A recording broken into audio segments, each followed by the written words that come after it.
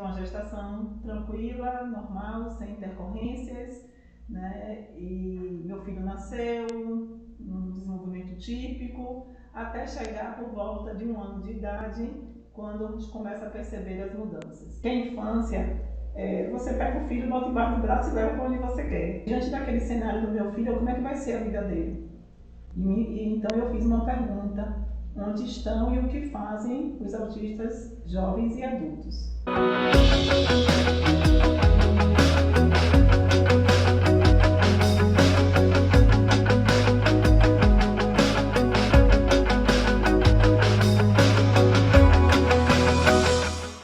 Olá, sejam muito bem-vindos mais uma vez aqui ao programa Entre Aspas. É sempre um prazer imenso poder conversar com vocês.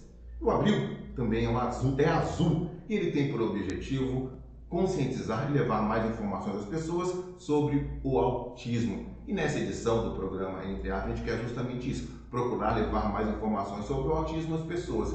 E nós temos como convidada a Patrícia Teodolina. Patrícia, seja muito bem-vinda aqui ao programa Entre Aspas. Olá, gente, muito obrigada. É um prazer também estar aqui, né, contribuir com esse bate-papo. Obrigado por ter aceitado o nosso convite. E para lembrar você, se você quiser participar aqui com a gente do programa Entre Aspas, mande sugestões, um tema que você quer ver abordado aqui para o nosso e-mail e também para nossas redes sociais. O Facebook, o Instagram do Sim de Saúde Bahia. Você também tem aqui o telefone do Fala Servidor. Além de dar sugestões, você pode tirar dúvidas e também buscar orientações. E se você ainda não faz parte da família do Sim de Saúde Bahia, aponte a câmera do seu celular para esse QR Code que está aparecendo na tela. E seja muito, mas muito bem-vindo aqui à família do Sim de Saúde Bahia. E quem é a Patrícia? Ficaram curiosos? Bom, a Patrícia tem um filho adolescente que é autista e ela também é a fundadora e presidente do projeto FAMA, o projeto Fantástico Mundo Autista, que funciona aqui em Salvador. Patrícia, conte um pouco da sua história para a gente, desse convívio com o filho com autismo. Então, esse universo, ele nos aparece muitas vezes de forma inusitada, né? Então, há 17 anos eu tive uma gestação tranquila, normal, sem intercorrências, né? E meu filho nasceu num desenvolvimento típico, até chegar por volta de 1 ano de idade, quando a gente começa a perceber as mudanças. Com 2 anos eu recebi o diagnóstico dele, que tinha um transtorno do espectro autista. Aos 4 eu descobri também as crises epilépticas, que tinha também um nível de deficiência intelectual. E, claro, com toda mãe, a gente vive ali um luto emocional, porque se faz sim umas expectativas em relação aos nossos filhos, né? E quando você vê um cenário desse, desestrutura. Até a gente respirar e dizer assim, calma. Imagino que você não tinha informação nenhuma sobre o autismo, foi um susto. Um susto. Nunca tinha ouvido falar sobre autismo. A gente viu uma coisa ou outra assim, mas não era um tema e um assunto que fez parte do meu universo até aquele momento. E então começamos toda a via crucis, como a gente fala, toda mãe, né? Vamos para as terapias todas. No primeiro momento nem foram as terapias, foi uma atividade, bota na natação, bota na escola. Aí quando chega na escola, ali é um ponto de partida mesmo, porque a experiência dos professores sempre sinaliza uma busca. Eu resolvi buscar e não foi nem o neuro na primeira instância, foi uma psicóloga, Sueli Lobo, que aventou a possibilidade, nós tiramos a dúvida com o psiquiatra e aí começa, né, toda a odisseia. Mas a minha preocupação não estava só na infância, né? Porque eu entendo que a infância, você pega o filho, bota embaixo do braço e leva para onde você quer. Faz isso, faz aquilo, bota para dormir, dá comida, você acolhe e assim vai. Mas essa criança vai crescer, né? Ela vai crescer. E aí é que vieram as minhas maiores preocupações. Porque diante daquele cenário do meu filho, como é que vai ser a vida dele? Então eu fiz uma pergunta: onde estão e o que fazem os autistas jovens e adultos? E essa foi a pergunta que deu um pontapé a toda essa história até chegar ao Projeto FAMA. Eu ia muito para congressos, eventos, tudo que tivesse sobre autismo na cidade eu estava lá, e eu elaborei um questionário e entregava aos participantes. E entre outras perguntas eu tinha lá: quantos anos seu filho tem? Né? E o que o seu filho faz? 5, 4, 3, 2, 5, 4, 8, 10, 12, e não passava disso. Meu Deus, será que esses meninos morrem? Será que a gente não vê esses meninos? Onde é que estão os adultos? Onde é que estão os jovens? Cadê os meninos de 22, 23? Eu estou falando isso há 14 anos atrás. Né? Então a preocupação realmente se acendeu dentro de mim. E aí eu vi a cata desses meninos, onde é que eles estão. E infelizmente, após algum tempo de estudo e de busca, eu costumo dizer que eu cheguei a um resultado que é: os jovens e adultos fazem turismo doméstico. Né? Eles vão da sala para a cozinha, da cozinha para o banheiro, do banheiro para o quarto, e eles não tinham uma vida plena, vamos dizer assim. Principalmente porque a essa época a lei de proteção à pessoa com autismo ainda não tinha sido aprovada. Então, se hoje a gente tem uma série de dificuldades, naquela época mais ainda. E naquela época, quem tinha 20, 30 anos, eles tinham sido convidados a se retirarem da escola, né? Porque tinha todo aquele discurso: eu não estou adaptado, eu não conheço, não tenho gente preparada, que a gente ouve ainda, mas naquela época era mais significativo. As pessoas não se discutiam tanto sobre isso, então era fato, eles viviam esse turismo doméstico. E daí é que surge a ideia de fazer alguma coisa que fosse voltada para o público de adultos e adolescentes e jovens, porque todas as iniciativas basicamente são voltadas para a infância, e apesar de entender a importância da intervenção precoce, eu acredito que não pode ser finalizar a intervenção na infância, ela precisa ser continuada. Né? Então eu entendia que precisava ser alguma coisa voltada para esse público, e não só para a terapia e para a área educacional, porque também são as duas grandes áreas que sintetizam toda a intervenção quando se pensa em autismo. A gente precisa conversar sobre as outras áreas, inclusive a área laboral. Vão trabalhar com o quê? Vão fazer o quê? Como é que a gente prepara esse mundo do trabalho para receber os nossos jovens? Né? Então aí, a sexualidade, como é que a gente conversa sobre isso? As relações afetivas, as relações sociais, não é mais eles não querem ir mais para cinema de criança, eles querem ir para cinema de adultos, eles querem ir para shows, eles querem ir para carnaval. Como é que a gente estrutura a sociedade para que esses meninos estejam inclusos nesse espaço? Então é aí que surge o projeto Fantástico Mundo Autista, com essa proposta. Então, vamos entrar direto nesse ponto. Como é que está funcionando o projeto? A quem ele é direcionado? Porque, para chegar até isso, eu te pergunto: o seu filho teve uma infância normal, foi uma infância tranquila, ele conseguiu ser criança? Qual o grau, né, do autismo dele, que ele está vivendo? E ele faz parte do projeto hoje? Faz. Hoje ele faz. Veja bem, eu não gosto muito dessa palavra normal, né? Porque a gente tem que se perguntar o que é normal dentro de uma sociedade que, por mais que não queiram admitir, é diversa. Nós somos diversos, a diversidade está ali. Nós não somos iguais, nós somos pessoas de mesmos direitos, mas nós não somos iguais. Então, a infância de Rodrigo foi uma infância diferente, né? Embora eu tentasse proporcionar para ele uma vida além de terapia, porque termina que a vida da criança com autismo, se a família não tiver cuidado, é uma vida dentro de set terapêutico. E isso é péssimo, porque ele precisa viver a infância dele. Ele precisa ser a criança, ele precisa ter essas memórias.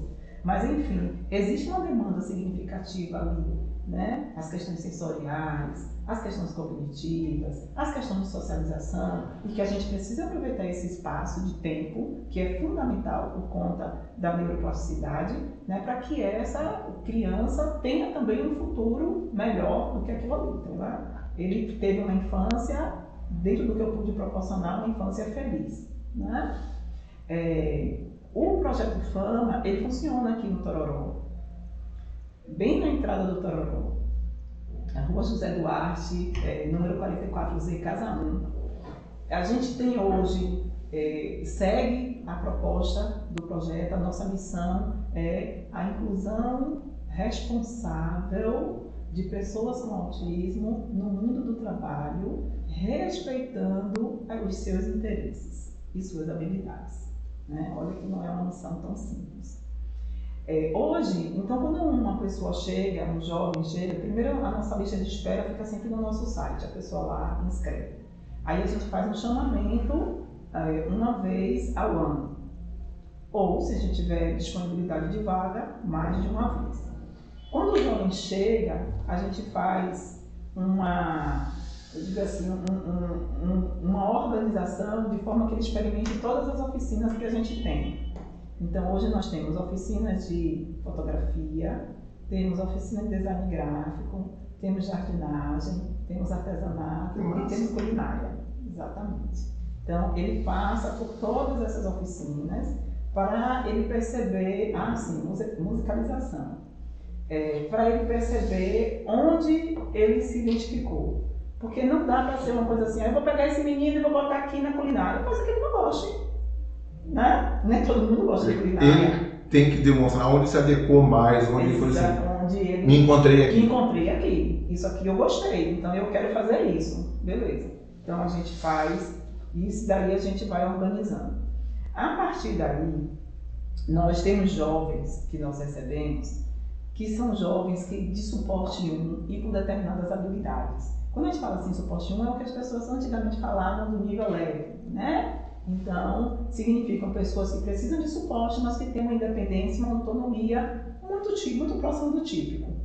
Então, são jovens que já fizeram graduação, são jovens que fizeram pós-graduação, são jovens que terminaram nível médio. Então, nós montamos um grupo chamado IMPA, Inclusão Profissional de Pessoas com Autismo. Esse grupo é preparado para as empresas.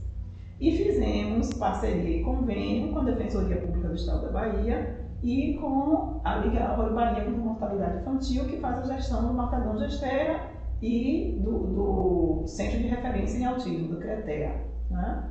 Os meninos estagiam na Defensoria, né? São remunerados por esse estágio, e no Hospital Matadão Gesteira eles trabalham, né? Já formalmente, com todos os direitos assistidos.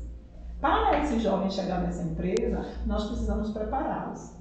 Então, eles têm curso de informática para o trabalho, eles têm curso sobre como é que participar de uma seleção de emprego, né? Eles têm curso sobre o que é um ambiente empresarial, como desenvolver as habilidades socioemocionais para o ambiente de trabalho. Então, a gente vai preparando esse jovem para esse espaço. Para o mercado de trabalho. Para o mercado de trabalho, exatamente. Precisa disso e damos o apoio para ele conseguir essa vaga. Do outro lado, tem os jovens que não têm essas habilidades nessa independência toda. Já seriam do nível 2 e 3, seria isso? Exatamente. Ou jovens que têm o suporte 1, mas que dizem assim, eu quero trabalhar para mim. Entendi. E aí nós temos um outro grupo que é o Família Empreendedora.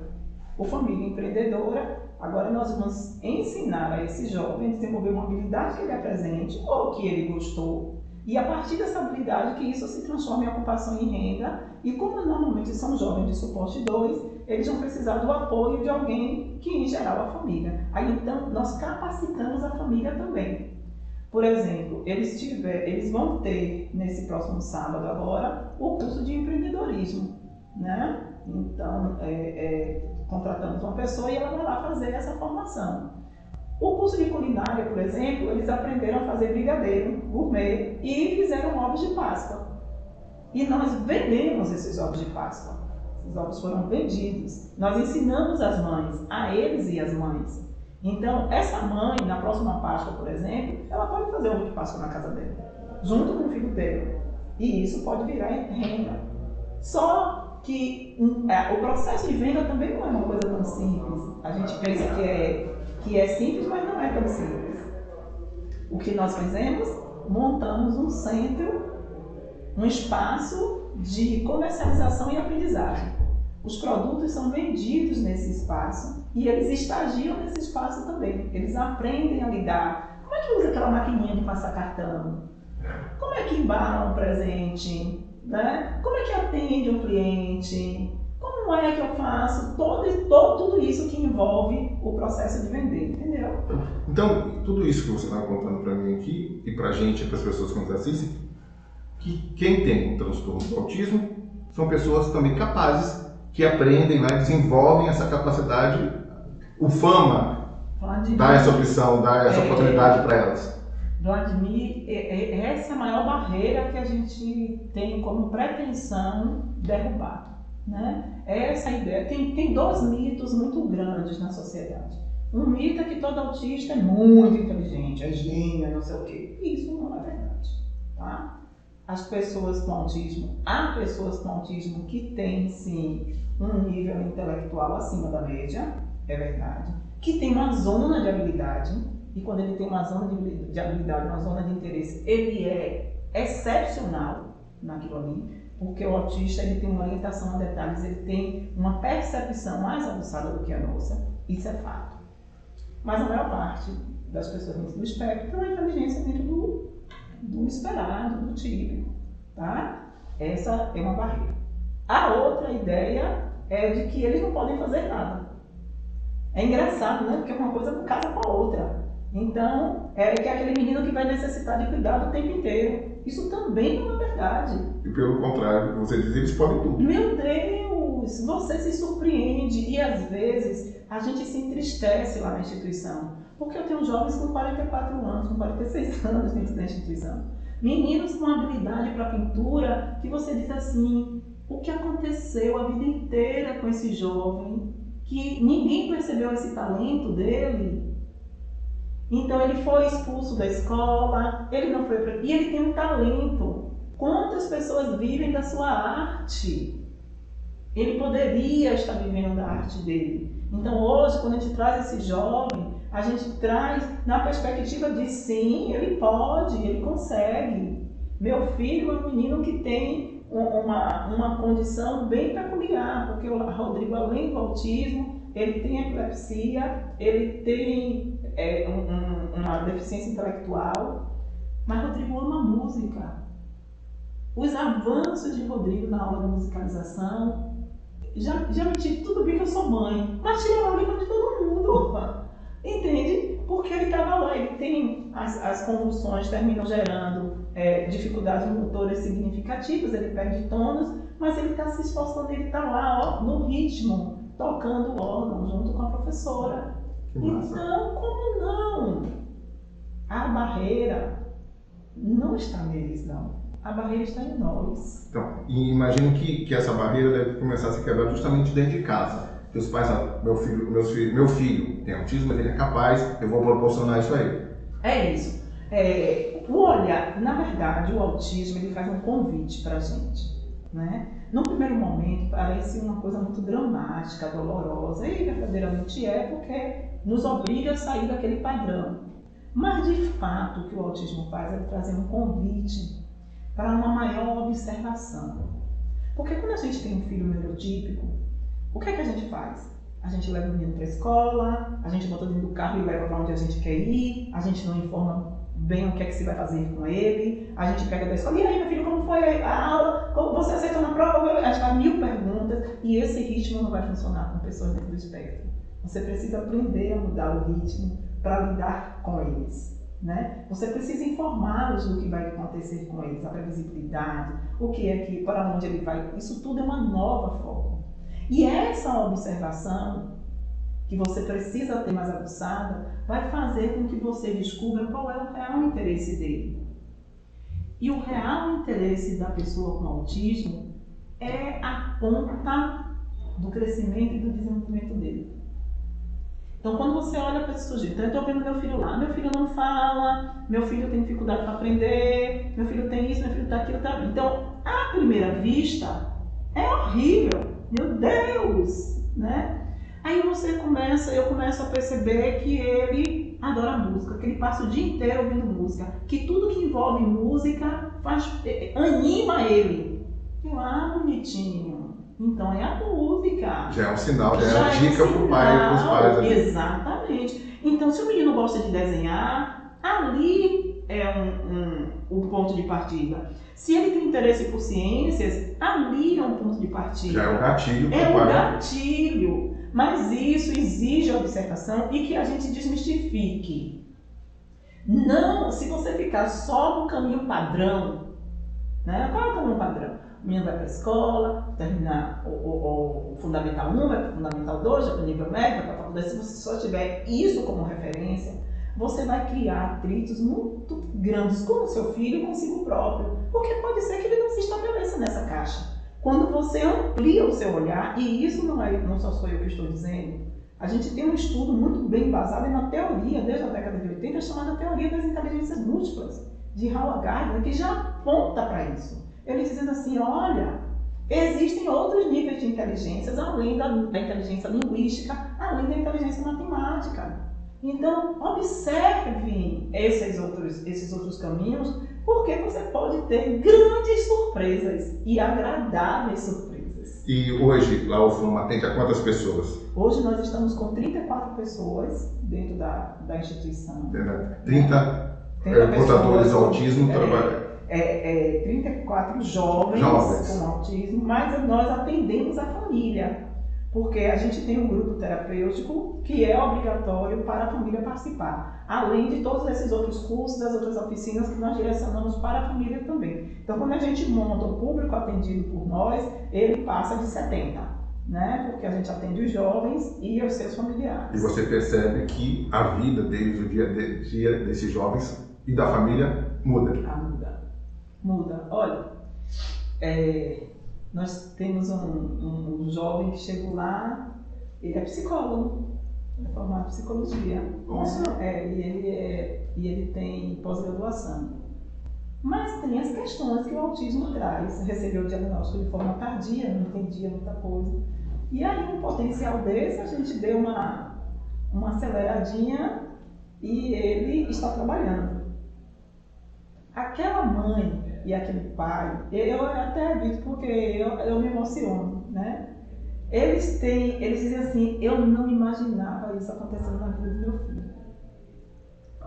E você falou, que bom que você traz essa informação pra gente, que a vida do portador do autismo, da pessoa com autismo, pode ser mudada, elas podem ser uma pessoa produtiva, com certeza, e ter uma vida completamente diferente do que se imagina que ela tenha. Sim. Você citou que quem quiser entrar em contato com o Projeto Fama, utilize o e-mail. Além do e-mail, o que mais? Nós temos nossas redes sociais, né? No Instagram é @projeto.fama, o Facebook Projeto Fama, e temos nosso site www.projetofama.org.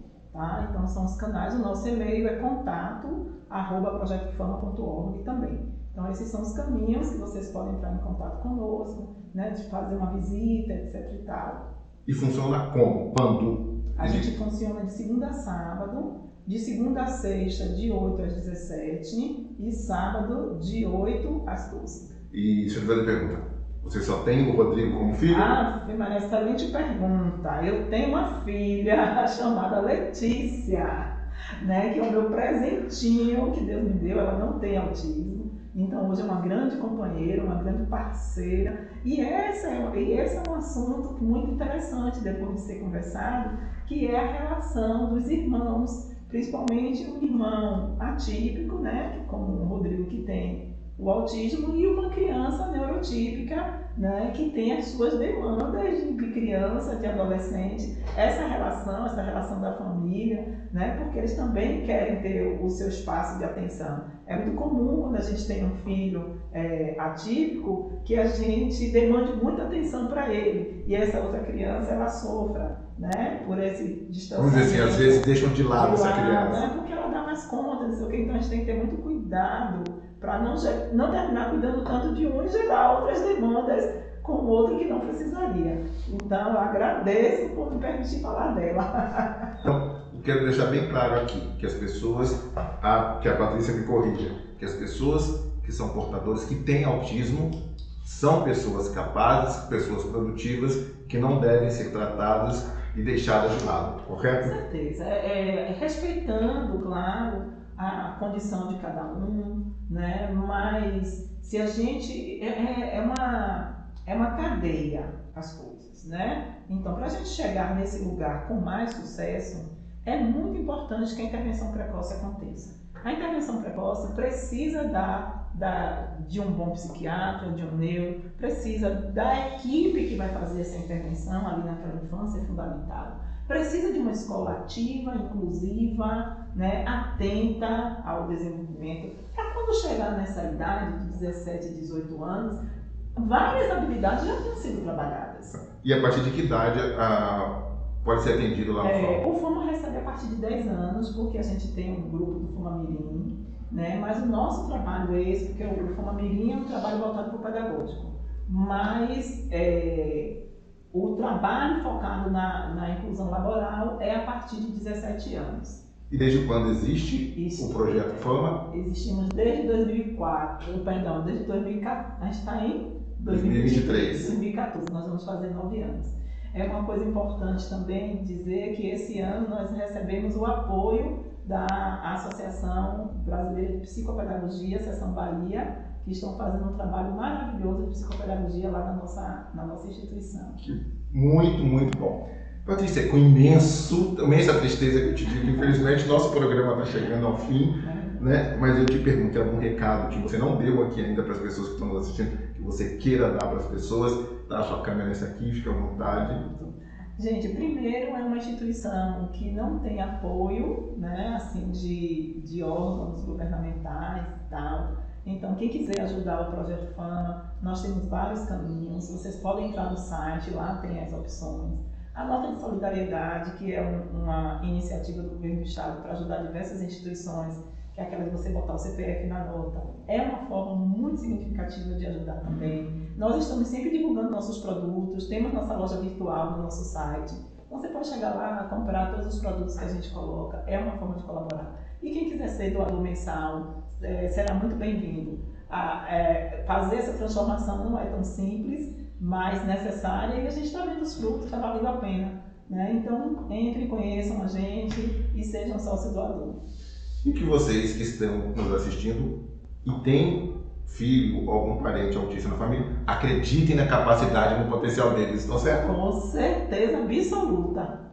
Patrícia, muito obrigado pela sua participação, pela tua vinda aqui no programa Entre Aspas, foi de grande valia, muito mesmo. Espero que todas as pessoas que estão nos assistindo nesse momento tenham gostado dessa conversa. Muito obrigado. Essa edição do programa Entre Aspas fica por aqui.